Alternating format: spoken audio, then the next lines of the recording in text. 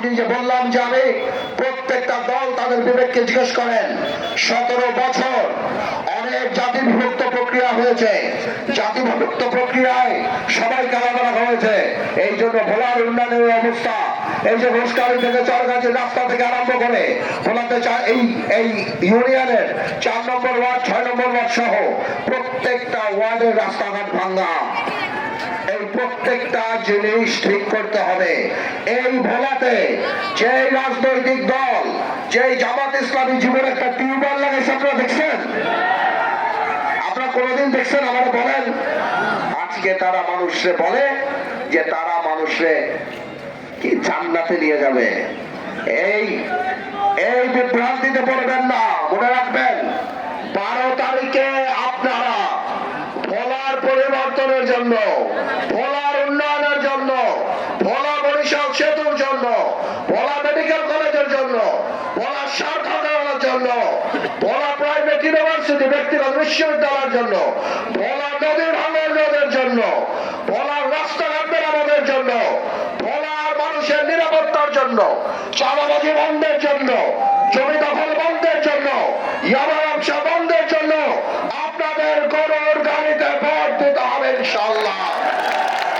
আপনারা সবাই হাত তুলে বলেন ইনশাআল্লাহ 12 তারিখ ভোট দেবেন গরুর গাড়িতে ইনশাআল্লাহ। আলহামদুলিল্লাহ। একটা স্লোগান হবে আমার সাথে, ভোলা আমার বাপের বাড়ি, মার্কা আমার গরুর গাড়ি। ভোলা আমার বাপের বাড়ি, মার্কা আমার গরুর গাড়ি। এই যে আরেকটা বড় ব্যাপার, এখানে নাকি অনেক ভূমিদস্যু আছে। একটা লিস্ট করে রাখেন, 13 তারিখের পর থাকবে না ইনশাআল্লাহ। সবাই ভালো থাকেন, আল্লাহ হাফেজ। দেখা হবে বিজয়ের পরে ইনশাআল্লাহ। আসসালামু আলাইকুম।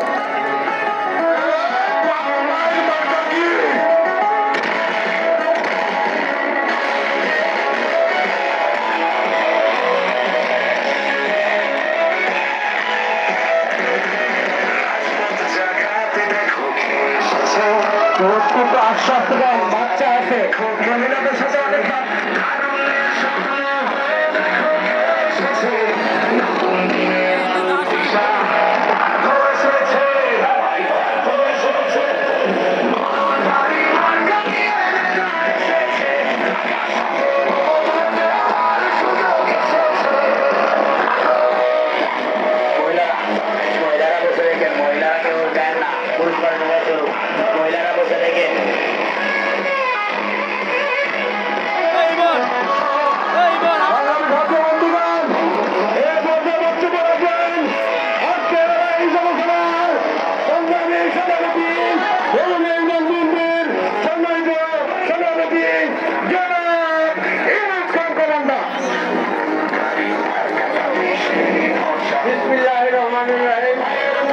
এখানে আমাদের নেতারা অনেক সুন্দর বক্তব্য দিয়েছে এবং আমাদের প্রধান অতিথির বক্তব্য আপনারা শুনেছেন।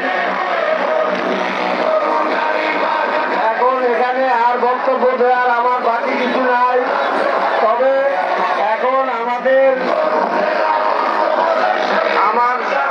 বিশিষ্ট একটি হাসপাতাল করে দিলেন আর দিন দিন নেতৃবৃন্দের দৃষ্টি আকর্ষণ করে বলছি আমাদের তারেক রহমান সাহেব যে নির্দেশনা দিয়েছে তার সমর্থিত প্রার্থী আমদালিব রহমান পার্থ সাহেবের গরুর গাড়ি মার্কায় সবাইকে ভোট দেওয়ার জন্য অনুরোধ করছি।